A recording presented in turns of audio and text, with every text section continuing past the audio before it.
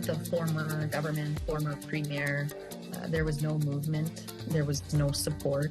Tonight, more reaction to the money pledged towards searching a Winnipeg area landfill. I told her, I want you first to go and talk to them, because it's going to be a very, very sad day when you go there the first time and take their children away. A class action brought by Inuit and those living off reserve in Quebec alleges abuse in the youth protection system. It's unfathomable that this is happening and that again and again. And an Edmonton police officer will not face private prosecution in the beating of an Indigenous man.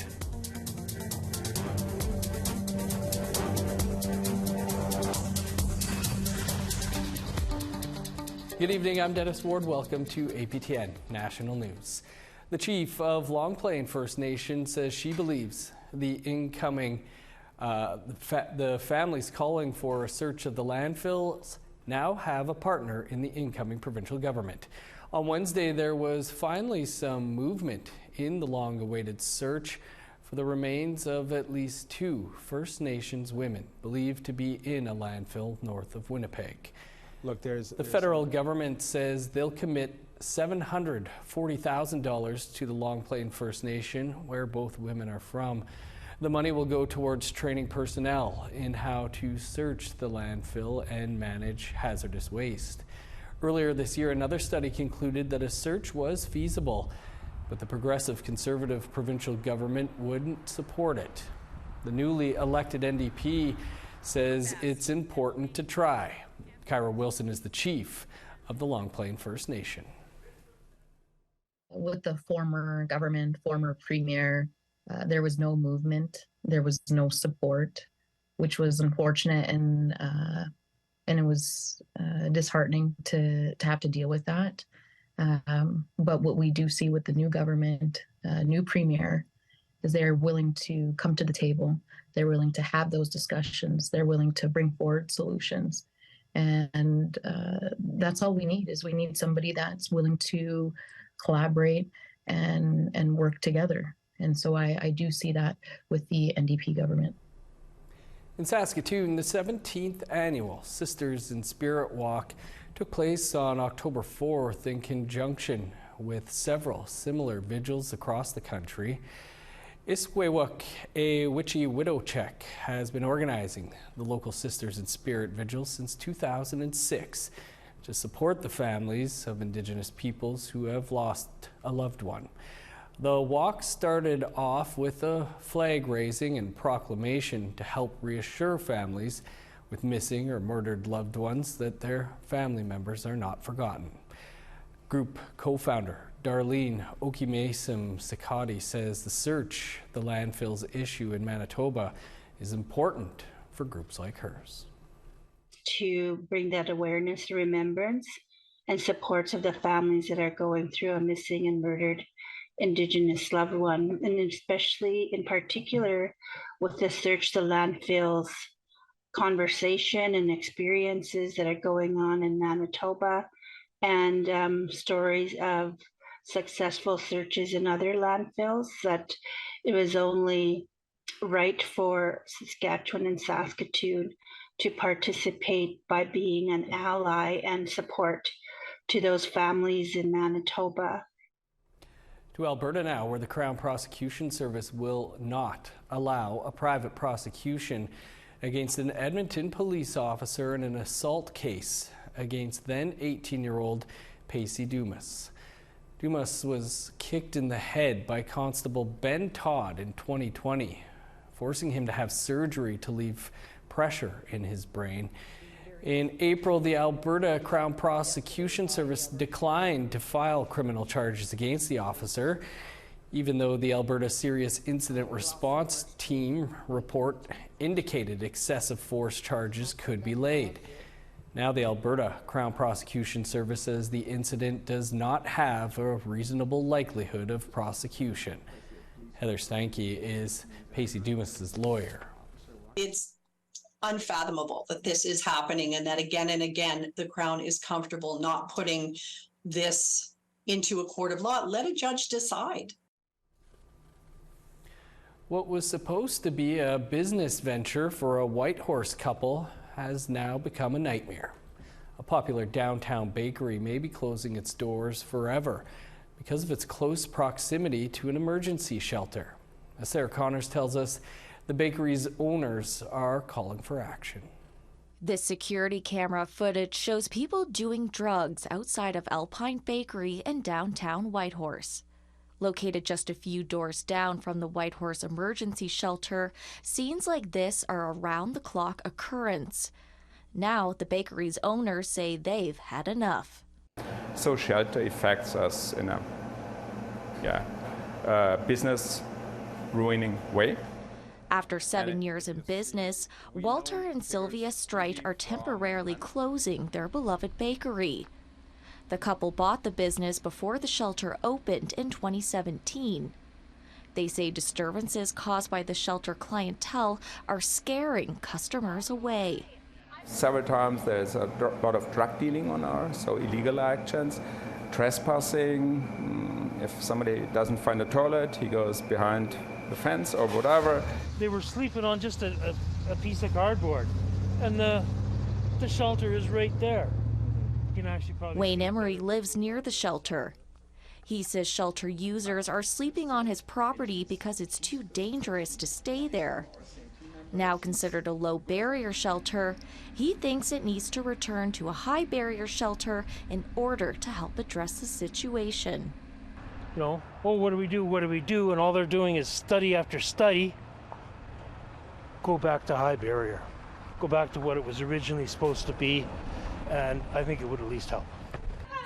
Nonprofit Connective took over daily operations of the shelter from Yukon government last October.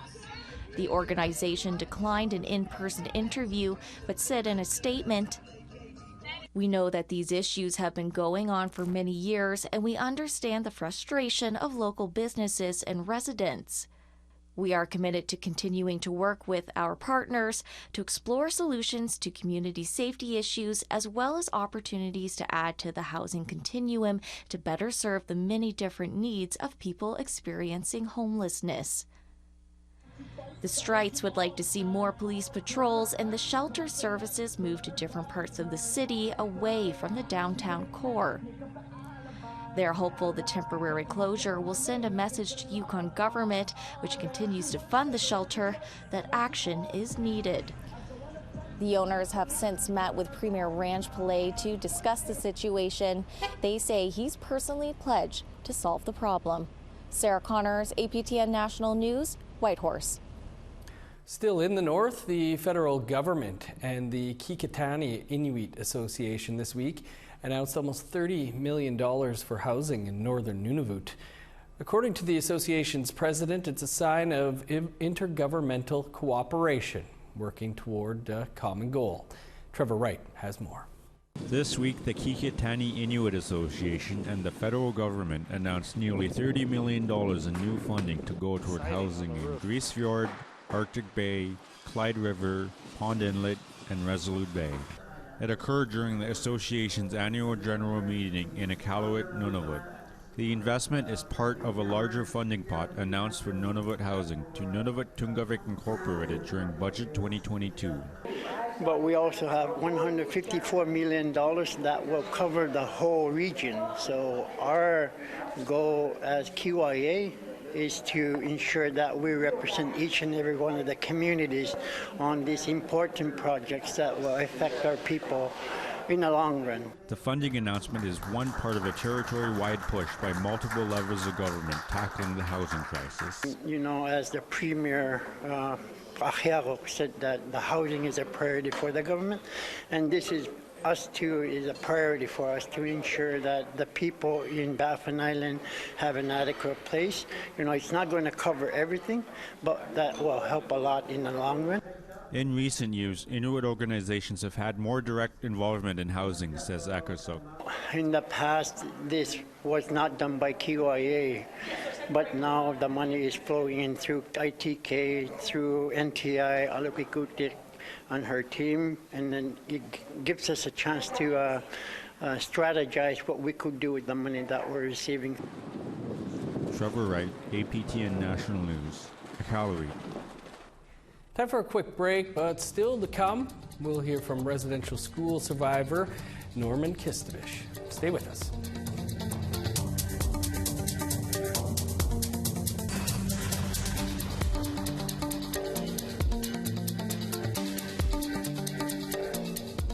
Welcome back. Over the past few years, a residential school survivor from Quebec has been sharing his harrowing story as a way to not only heal himself, but also to help others. Maricela Amador has more. Norman Kistabish is a survivor of the St. Marc de Figuerie residential school.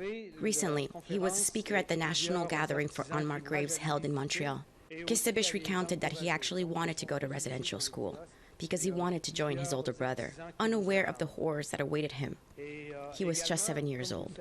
Première journée que je suis rentré, j'avais faim, j'avais les alentours du 3 heures, 4 heures. J'avais tellement faim quand le souper est arrivé, j'ai mangé comme un défoncé. Then he got sick. Kistabish said he was in so much pain that he passed out. J'ai tombé sans connaissance, puis le frère qui m'a ramassé par le chignon du cou, en arrière, puis levé de même, j'étais sans connaissance, là, puis garoche à terre, ouais, debout, puis suivre. It was his brother who told him what had happened after he woke up in the infirmary. He said that is when the abuse began. L'histoire du Canada, j'ai appris à maillir avec cette histoire-là. C'est toutes des menteries qu'ils nous montraient là. Les abus physiques, les abus sexuels, ça. J'en ai déjà glissé des mots là-dessus. Je ne veux pas revenir là-dessus parce que c'est trop... Ça fait mal, ça. The St. Marc de Figuerie residential school operated between 1955 and 1973. Kistabish was there for 7 of them. C'est lui, l'agresseur. In 1996, Edmund Briard, a priest who worked at the school, was convicted of sexually abusing 6 children. When Kistabish was 9, he was sent to Quebec City to play pee-wee hockey. It was a reprieve for him. Tout ce que j'aimais faire, c'est sauter sur la patinoire puis je me défoule.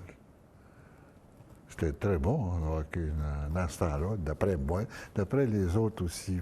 But after being sent back to the school, Kistabish started planning his escape. Là, j'ai sauté dans le champ puis couru jusqu'à chez nous.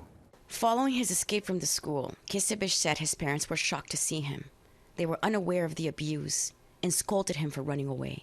Ça a été peut-être le pire moment de toute la durée de mon vécu au pensionnat, devant mes parents, avec mes parents. Je voulais avoir un signe d'affection, puis je ne l'ai pas eu. That same night, his parents took him back. Kistabish left the school in 1964 at the age of 12. He said that although he started a family and had good paying jobs throughout his life, he struggled with drugs and alcohol. Les épreuves que j'ai endurées au pensionnat, ça m'a suivi tout le temps, puis je ne me rendais pas compte que c'était ça. In 2008, Kistabish said he finally began his healing process. Réapprendre qui je suis, à me connaître mieux, à me dire, à réapprendre à chasser, à pêcher. J'ai tout recommencé, moi. Maricela Amador, APTN National News, Montreal. Inuit and off-reserve Indigenous peoples in Quebec took the government to court recently in a class action lawsuit alleging its Department of Youth Protection failed to do their job. Amelia Fournier has that story. Nunavut has been home to Inuit in northern Quebec since time immemorial. It was one of the last places in Canada to make European contact. The introduction of alcohol and a colonial justice system have separated families since then, according to Lisi Alupa, an Inuit court interpreter based in Quektuk. I have never heard them being offered, we will go with you and support you as you go through the process of healing so you can get your children back. It's just like a just following their steps. There's no emotion or there's no kind of compassion. She was close to a couple struggling with alcohol, resulting in them almost losing their children, and recalls calling a representative from the Department of Youth Protection to take preventative measures rather than removing the children immediately. I told her, I want you first to go and talk to them because it's going to be a very, very sad day when you go there the first time and take their children away. So the worker said, "Oh, I never thought of it before." Fed up with the system that underserves them, a class action lawsuit was started. It was heard in Quebec Superior Court in late September to seek reparations for the unequal treatment of Inuit and off-reserve Indigenous people in Quebec at the hands of the Department of Youth Protection. We had a bit of a struggle. Former Senator Charlie Watt says he hopes this class action will draw attention to the plight of Inuit. If it was totally left alone, it's not going to be known to the world what's happening to the Inuit kids. You know, why are they taking their lives so much? Despite his decades of advocacy for Inuit, And that's me during the hippie time. Watt says youth are still being separated from their parents into the foster system, a trauma that exacerbates the high addiction rates in Nunavut. When they become 18 years of age, and they just throw them out of the door, and they're on their own. So they're not getting any counseling, they're not getting any help whatsoever, let alone that their parents or single parents have gone through a trauma in regards to the fact that the kids are being taken away. In 2018, the Viens Commission reported that 1 in 3 youth in Nunavut would come into contact with child protection services at some point in their lives. And suicide rates are 10 times that of the rest of Canada, largely driven by people under the age of 25. Watt is grateful to lawyers like Louis Coupal, who have been working on the suit against the Attorney General of Quebec and of Canada. Despite the remoteness of the region, Coupal says the Quebec government has no excuse to underserve Nunavut. C'est au Québec, et le Québec a fait un choix de société d'accueillir ces populations-là, ou du moins de se joindre à ces populations-là et de vivre ensemble. Alors, il n'y a aucune raison raisonnable qui permette d'offrir ou de justifier qu'un service de manière inégale soit offert aux membres des populations visées. A decision isn't expected for another year. But Alupa hopes that no matter the outcome, the class action will spark change. What I hope for is that they will do as it was said, like doing prevention before taking the children. Emilia Fournier, APTN National News, Kuujjuaq, Quebec. Coming up after the break, a look at tonight's season premiere of Nation to Nation and tomorrow's new episode of APTN Investigates. Stick around.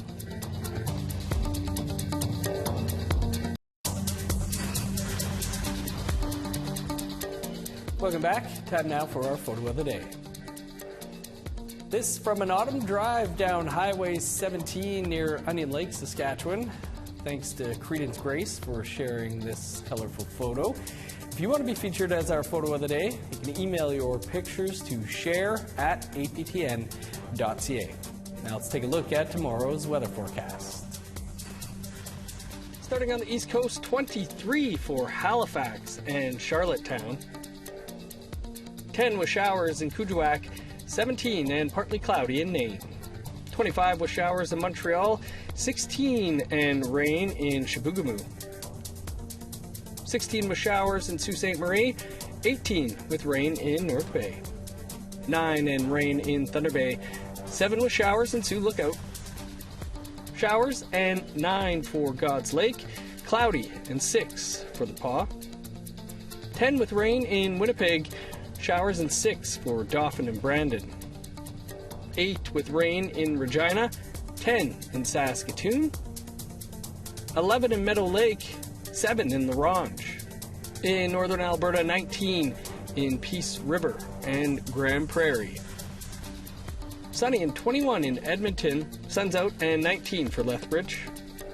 Sunny and 19 in Vancouver, 21 under the sun in Kamloops. 19 for Prince George, 17 in Smithers. -4 in Old Crow, 10 above for Whitehorse. +2 and snow for Yellowknife, 0 with flurries in Norman Wells.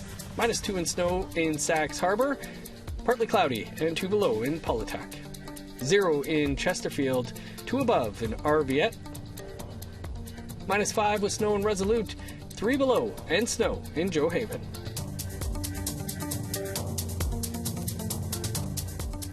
Okay, over to our Ottawa studio now, where a new season of Nation to Nation is upon us, and Annette Francis is standing by to tell us what's coming up. After the news, we'll have the first episode of a new season of Nation to Nation. Hill Times columnist Rose LeMay discusses the historic win this week in Manitoba and what it could mean for Indigenous peoples. And she shares her thoughts on a new Stats Canada report that Indigenous women and girls continue to be killed at a rate 6 times higher than their non-Indigenous counterparts. It says to me that police forces across the country and provincial territorial governments, which are for the most part responsible for those police forces, are not doing, well, anything. We'll also hear from both the federal ministers of Indigenous Services and Crown Indigenous Relations about their priorities in the House this fall. Stay tuned. Thanks, Annette. That looks like a pretty good season premiere. Well, APTN Investigates is also returning tomorrow night with an all-new season. In the first of a 2-part series, journalist Kenneth Jackson examines the mystery surrounding the deaths of 2 Mohawk fishermen in 2015. Here's a preview for Secrets of the Bay, Part 1.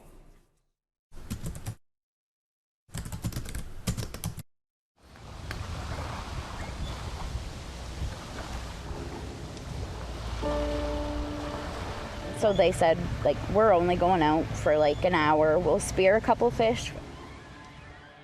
It was 1 o'clock when they left here. When I came down the hallway, Robin was hollering, "Tammy, we gotta go, we gotta go. That boy didn't come home last night."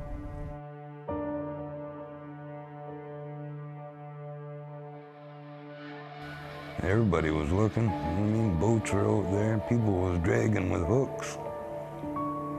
Cops were up there with helicopter flying. They brought in sonar.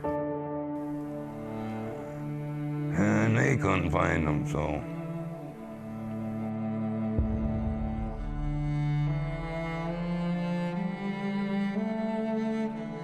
And they even told us that if it was in there, we'd have found it.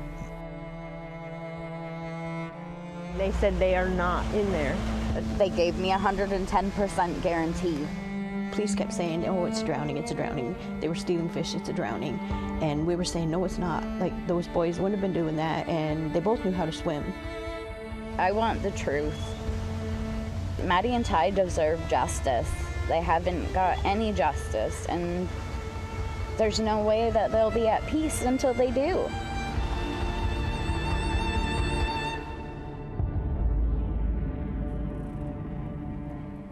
Looks good. You can catch Secrets of the Bay Part 1 tomorrow night, immediately following the APTN National News. And you can also hear more from Kenneth Jackson right here tomorrow night on the news. Well, that is all the time we have for your APTN National News for this Thursday. I'm Dennis Ward. Marcy, thanks for being with us. Stick around. Annette is up next with the season premiere of Nation to Nation. Have a great night.